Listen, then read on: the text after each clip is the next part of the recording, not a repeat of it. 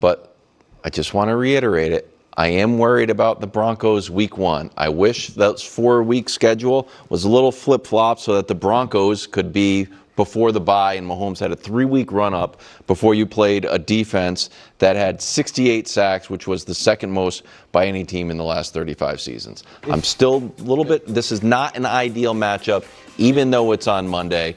285 pressures first. This is just not a good team to go up against for a recovering. You said you had 2 points. Can I respond to this one first? So here's the reason that is not as concerning for me as you are making out to be. I watched when the Broncos had to have the game, playing for the number 1 seed against Chris Oladukin on Christmas. Was it on Christmas night? It was late, it was December. I think it was the Christmas night game. Regardless, that game be tied with 2 minutes left because the Chiefs played a ball control, running the ball without quality running back style, and the Chiefs defense, which has always had success against Bo Nix, and that Broncos offense. As far as when I say the Chiefs defense had success, they have done statistically well against the Broncos even since Sean Payton's been there. So I think week 1 is going to be hey, Kenneth Walker, we paid you all that money. I could see him having the most carries he has in his career as a Chief, week 1. And that they see if they can, Bo Nix also coming off an injury, see if they can exert their will that way, and then really start ramping it up for Patrick, and as Brew mentioned, those other games. That seems like a good game plan. That came off sarcastic. No, I knew what you meant. That seems like a good game plan. All right, then Spot Track. I know you follow Spot Track. Oh, is this the Karlaftis thing? Karlaftis. That was all my notes. They moved some money around, created $7.7 million of 2026 cap space. Yeah. So now the Chiefs have 13.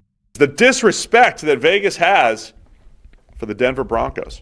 Yeah, every year, we do this, and a couple of them jump out as that just feels wrong to me. This is one of those ones where this roster, top to bottom, looks like one of the best rosters in the NFL to me. Okay, Bo Nix is a bit of a polarizing player, and maybe that's what this is just an indictment effectively on Bo Nix, certainly relative to the quarterbacks that we've been talking about so far, with the exception of the Browns. But, he's no Joe Burrow, he's no Josh Allen, he's no Lamar Jackson, right? These are MVP caliber quarterbacks, and whatever you think about Bo Nix, he isn't yet that. But it's already a team that's shown that it's capable of being in championship games, right? It feels very harsh to suggest that they will win fewer than 10 games this year based off where they are. Compare this. So I mentioned the Bengals have not gone over 9.5 since 2022. Right. Well, the Broncos have been over 9.5 each of the last 2 seasons. And just added Jalen Waddle to the roster. Right. Last year, handily, right? They were 10-7. Yeah. 2 years ago, last year, they take the jump to go 14-3 in a difficult division as well. In a division with the Chiefs, even though they were on a downswing. Right. In a division with the Chargers, who are, a playoff team once again. And so, with everybody back. Yeah. Right? With everybody back. And schedule-wise, they're going to be middle of the pack. Yep, like most teams are going to be. They're tied toward the middle, homogenized league here. So there's no real signal either way on that. But yeah, look, I know football doesn't always work like that. Hey, we returned everybody, but for Denver last year, it did. Our whole story last year with Denver is hey, they didn't go into the draft with any needs. They may have needed a tight end in March, and they grabbed Evan Ingram. All right, tick that box. Just draft the best players. This year, they trade their first rounder for a receiver in Waddle and just add him to the mix, where they had a decent receiving core, but they didn't have a great defined complement to Courtland Sutton, and now they do. Mm-hmm. It's year 3 of Bo Nix. You talk about range of outcomes, just the range of outcomes on social media of what you're going to get for Bo Nix responses. He's either on pace to be Peyton Manning, or he's just this awful bust who's terrible. But he's won a ton of football games through 2 years and played pretty well. And so, I'm leaning over here for Denver. Yeah, same. I think this is comfortably over. The only 2 sort of reasons I can come up with for that kind of number are, number 1, it's an indictment of Bo Nix generally relative to these other quarterbacks. And number 2, it might also be the expectation of that division getting tougher, like Kansas City bouncing back, changes that picture. Like if the Chargers are better this year, if they put an offensive line in front of their quarterback, like the Raiders should be significantly better just because they were so god-awful a year ago. Like if that division is tougher this year than it was a year ago, then you expect Denver to win fewer games than they did a year ago. So maybe that's it, those two things in combination. Having said that, I still think you boil it down to this is one of the best rosters in the NFL with a quarterback who's shown he can make pretty good use of that and one of the better coaches in the league. I feel like that's an easy double-digit win team. Also, just a high level, this is year 4 for Sean Payton. George Payton, the GM, different spelling, was the incumbent. They've worked really well together. They took over a roster which was not good. Remember at one point 4 years ago, we thought they might trade for Aaron Rodgers and was like, he could be the missing piece. They get Russell Wilson instead. And it wasn't great, but even now in hindsight, like Sean Payton got pretty good play out of Russell Wilson relative to where he's been the last 4 years or so. Certainly didn't get better once you removed him from Sean Payton. Right. And then Payton has had this team. And Sean Payton, I think he always had a big hand in personnel in New Orleans, and he's had a big hand in personnel here for Denver. And they've hit on a lot of picks and just and they rebuilt the offensive line. So I'm just like stepping back a few years now and saying they've done a really nice job getting this organization back on track. And I think we also have more Sean Payton data points, right? When the head coach leaves the elite quarterback, it doesn't always go well. We've seen that historically, or when he no longer has the clear-cut Hall of Fame quarterback. Well, Sean Payton, it started in New Orleans when he didn't have Brees. He won a lot of football games, right, with some backups. And he's done the same thing now in Denver, built this team back up and done it with a draft and develop player in Bo Nix. Yeah. And so as much as you might want to say, well, I've said this on other shows, Bo Nix is the third best quarterback in that division until Fernando Mendoza, until we find out what Fernando Mendoza is. I don't think that's controversial to say Mahomes, Herbert, Nix. I know Broncos fans clicked to this part of the video, and they might say it's controversial. Fine. Bo Nix has a better record than Herbert. Whatever. He's probably the third best quarterback in that division. But Denver's maybe the best all-around team.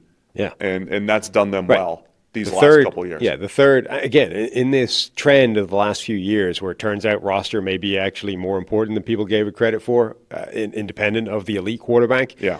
He might be the third best quarterback in the division, but that looks like, I would say, fairly comfortably the first best roster in the division. So those two things should, I think, make Denver the favorite.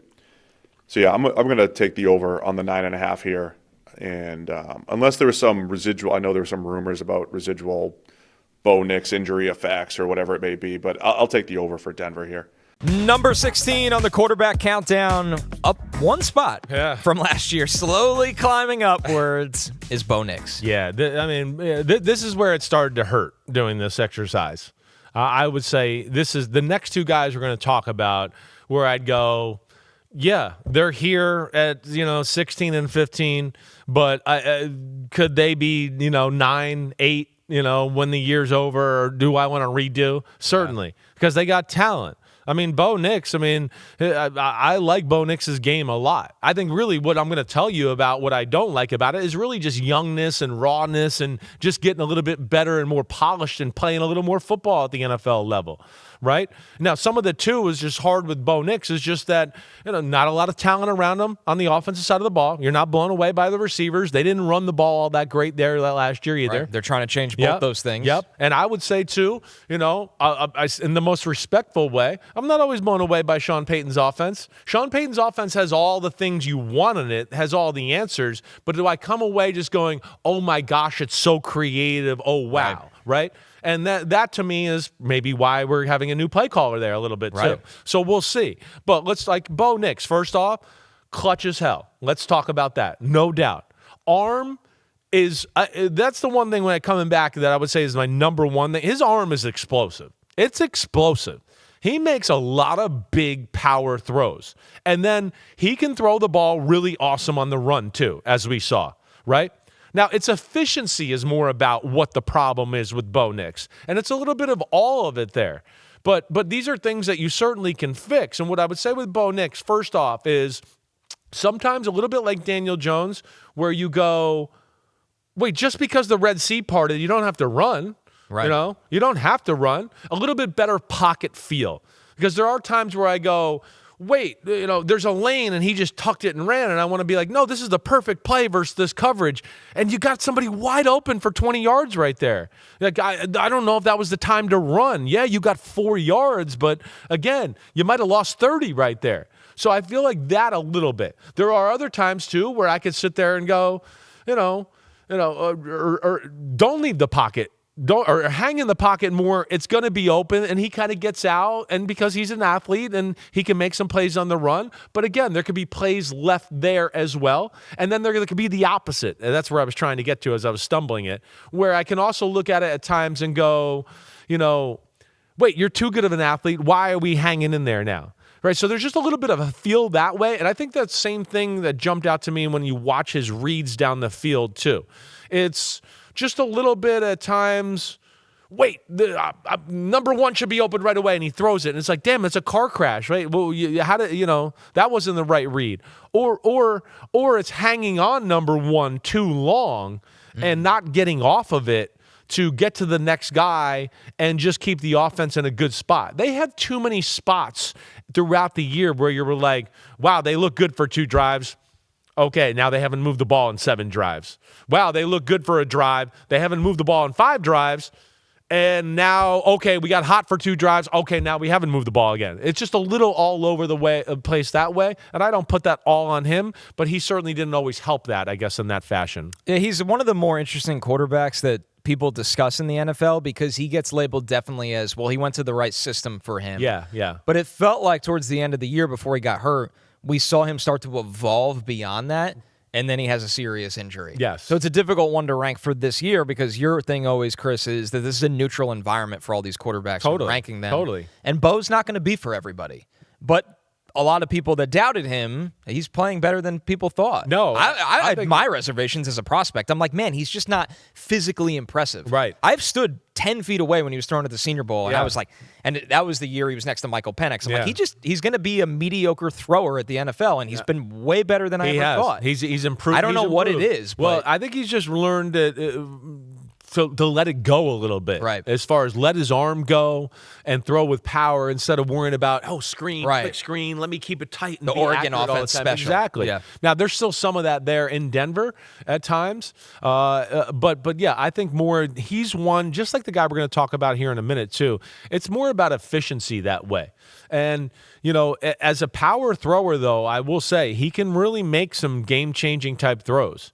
Now, it's not always perfect, and he certainly can, be a little bit better on maybe some deep throws and stuff like that. Or not even sometimes he falls in love with the deep throw too much when they call it, and it's just like, hey, you don't have to throw it just because it's called here. It's not open. Let's not let it go that way. But Bo Nix has all the ability and is still growing to be a top 10 quarterback. I don't have any doubt about that. And we'll see. With Jalen Waddle in the mix here a little bit with them, will that change their offense and really change his game? I would think it does. But again, yeah, there's some talent here and there's some things to work on with Bo Nix. that's the thing. They've made the move now for a guy to elevate the offense in Waddle. They've made 2 big moves. They've handed the keys to Davis Webb to maybe bring a little bit more innovation to the offense. Totally. And they go get somebody that kind of gives you the layup and 3-point ability. I Like you think could so. throw Waddle a screen, but you should also throw over the top of the defense. Exactly right. Yeah, and they need somebody to take some pressure. And I think that's where Bo Nix maybe fell into the getting tricked a little bit at times too, to going like, okay, we haven't done it. It's been 3 and out. It's been 3 and out. Now I got to make a play. I got to do something. And it's like, you tried to make a play. The play was there. Just run the offense. And you did that. And now it's 3 and out again. But I think you watch back their year, the offense was all over the place. The pass game was not consistent throughout. And yeah, there are games where you go, man, they can't do anything but throw it short. That's all they're doing. And then there's the next game where you go, man, nobody's open short, and yet they just had a few handful big plays down the field. But they go through some stretches of some, really underwhelming offense and pass offense during the year. And I would say with him, I feel like I might have watched more with him than anybody because I was just like, so on the fence, and do I want to bump him up, and where do I go here?